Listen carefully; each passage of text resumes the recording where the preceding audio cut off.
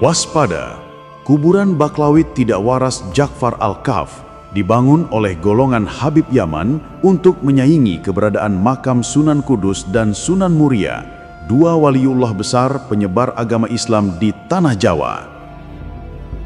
Bangunan ini menunjukkan kesewenang-wenangan terhadap kaum pribumi. Pertama, merusak hampir 70 makam yang dirusak atau diinjak-injak. Untuk makam Habib Ja'far kemarin warga nelpon saya pertama kali mau ketemu tentang pengizingan itu. Sebelumnya saya itu di WA tentang statusnya Habib Ja'far itu dari Tumbang itu. Habib Ja'far itu termasuk wali Allah. Saya punya firasat nanti di Kudus ada 3, Sunan Kudus, Sunan Muria, dan Habib Ja'far. Tak layak kiranya makam seorang pejuang, makamnya dicor diinjak-injak.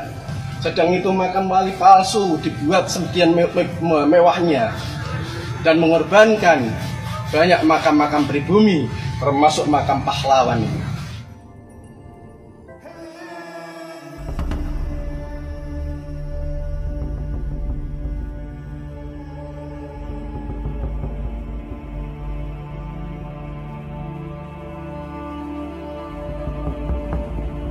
Panasnya polemik nasab kaum Habib yang sudah terbukti bahwa golongan mereka nasabnya mustahil tersambung dengan baginda Rasulullah. Dalam perjalanannya, bangsa Indonesia tidak cuma ditunjukkan oleh Allah tentang kepalsuan nasab mereka saja, namun lebih daripada itu, kita seolah dipertontonkan kejadian besar, terkuaknya segala kejahatan dan kezaliman golongan Baklawi Yaman terhadap kaum pribumi Nusantara yang sepertinya sudah dirancang secara sistematis dan sempurna agar kejahatan mereka tidak disadari oleh kita, kaum pribumi Nusantara. Dari semua kejahatan Baklawi yang terungkap, ada satu bentuk kejahatan mereka yang hukumnya wajib bagi seluruh pribumi Nusantara agar waspada, yakni kejahatan mereka tentang masalah makam, baik masalah pembuatan makam-makam palsu, makam tokoh pribumi yang dibaklawikan, maupun makam asli dari golongan mereka, namun mayitnya diceritakan sebagai orang besar yang sangat berjasa bagi tegaknya peradaban di bumi Nusantara. Padahal itu semua hanyalah cerita dusta yang sengaja dibuat oleh mereka. Polemik kuburan Baklawi Ja'far Al-Kaf yang semasa hidupnya dia adalah manusia tidak waras namun di-branding sebagai wali majdub oleh Baklawi dan para mukibinnya, seharusnya bisa membuka mata kita semua kaum pribumi Nusantara, sebab berdasarkan pengakuan Kepala Desa Ploso tempat Baklawi tersebut dimakamkan, pembangunan kuburan Baklawi tidak waras itu ternyata terindikasi ada tujuan besar di belakangnya, yakni ingin menyaingi pengaruh Sunan Kudus dan Sunan Muria, 2 dari 9 waliullah penyebar agama Islam di tanah Jawa. Sebelum kuburan Baklawi tidak waras Ja'far Al-Kaf dibangun, yang berakibat tertimpanya puluhan makam saudara pribumi kita oleh cungkup dan juga akses jalan, Kepala Desa Ploso dihubungi oleh keluarga Ja'far Al-Kaf dan sembari meminta izin, mereka juga menyampaikan bahwa Baklawi ODKZ tersebut adalah seorang wali besar yang berdasarkan firasat mereka, kelak di Kudus akan ada 3 makam waliullah, yakni Sunan Kudus, Sunan Muria, dan Ja'far Al-Kaf, jenis orang dengan gangguan jiwa, adalah sang waliullah yang ketiga. Orang tidak waras di-branding sebagai wali besar, makomnya disamakan dengan makom Sunan Kudus dan Sunan Muria, sang penyebar agama Islam di tanah Jawa, dan para mukibin percaya dengan itu semua, maka sebenarnya yang tidak waras itu Ja'far Al-Kaf atau justru para mukibin dia yang lebih tidak waras dari junjungannya, sehingga otaknya bisa langsung percaya ketika orang yang tidak waras didoktrinkan sebagai walinya Allah Ta'ala. Masihkah bangsa Indonesia belum sadar juga bahwa maraknya pembangunan makam dari golongan mereka yang mayitnya dinarasikan sebagai wali besar, padahal semasa hidupnya bahkan kita tidak pernah mendengar sama sekali jasanya bagi bangsa dan agama, adalah satu upaya sistematis dari golongan mereka agar bisa menghegemoni sepenuhnya kaum pribumi Nusantara, supaya kelak anak cucu kita akan menjadi budak-budak dari golongan mereka. Cobalah berpikir waras menggunakan logika. Wali Songo, sang penyebar agama Islam di Nusantara saja, makom atau derajatnya berani mereka samakan dengan orang-orang dari golongannya. Satu hal yang para kiai kita tidak pernah berani melakukannya. Sekali Mbah Hashim Asy'ari yang terkenal kealimannya dalam dunia Islam pun, para kiai kita tidak berani menyamakan makamnya dengan Wali Songo yang telah berjasa besar menyebarkan agama Islam di tanah Jawa. Lah, ini ada orang yang jelas-jelas tidak waras akalnya. Golongan Baklawi zaman malah dengan sangat berani menyamakan makom dia dengan Sunan Kudus dan Sunan Muria. Masihkah belum jelaskah apa tujuan besar mereka melakukan itu semua? Masih belum sadarkah kita bahwa ada gerakan sistematis untuk menghegemoni kaum pribumi Nusantara supaya kelak anak cucu kita akan menjadi budak-budak dari golongan mereka? Gerakan mereka untuk menguasai Indonesia ini terstruktur, masif, sistemik. Dengan pembuatan kuburan-kuburan palsu. Tujuannya itu apa?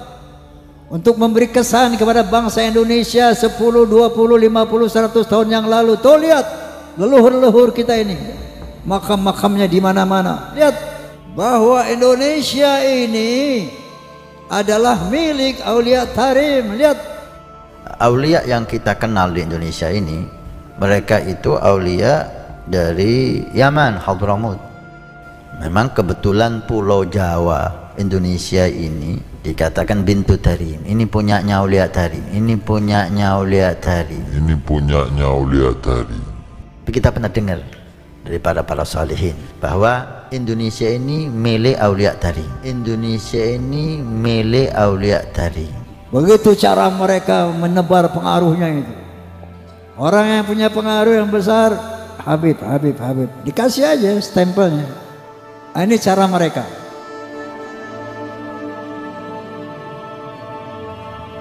Sudah tidak bisa dipungkiri bahwa memang ada tujuan besar di balik maraknya pembangunan kuburan-kuburan atas nama golongan Baklami Yaman, yang mana tujuan mereka tentu sangat berkaitan erat dengan eksistensi golongannya yang sudah terlanjur ditempatkan sebagai golongan dengan kasta tertinggi oleh kaum pribumi Nusantara akibat pengakuan mereka sebagai keturunan dari baginda Rasulullah.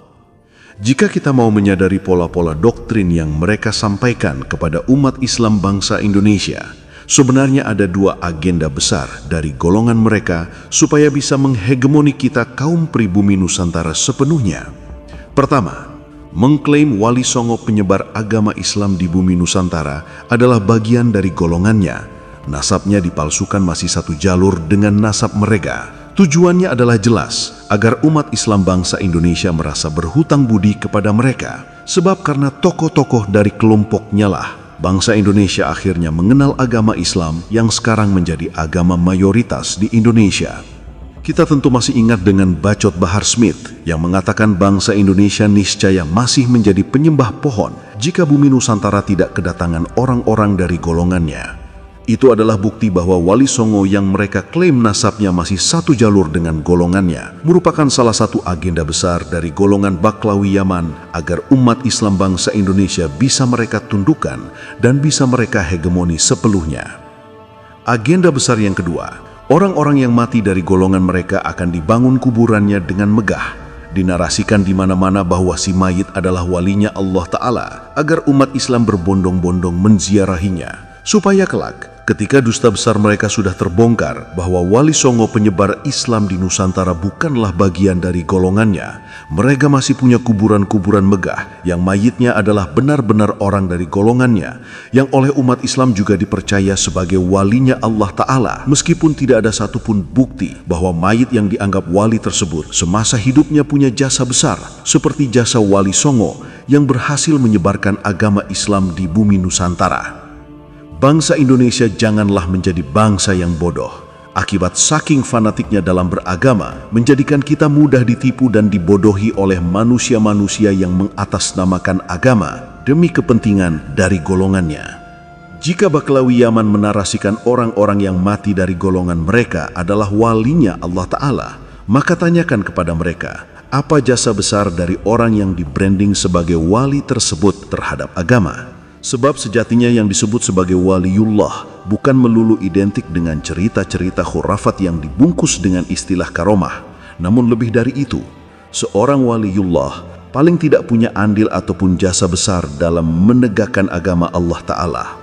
Wali Songo, Syekh Abdul Qadir Jilani, Imam Ghazali, dan orang-orang yang dikenal sebagai waliullah dalam dunia Islam, mereka adalah tokoh-tokoh yang berkontribusi besar terhadap tegaknya peradaban Islam di atas dunia, bukan seperti wali brandingan kaum Baklawi Yaman, yang mana kewalian seseorang cuma identik dengan cerita-cerita khurafat namun dibungkus dengan istilah karomah, agar umat Islam percaya dan tidak berani membantah. Sebab jika kita tidak percaya terhadap dongeng-dongeng mereka yang katanya adalah karomah, maka kita akan dicap sebagai golongan yang bukan ahlus sunnah wal jamaah.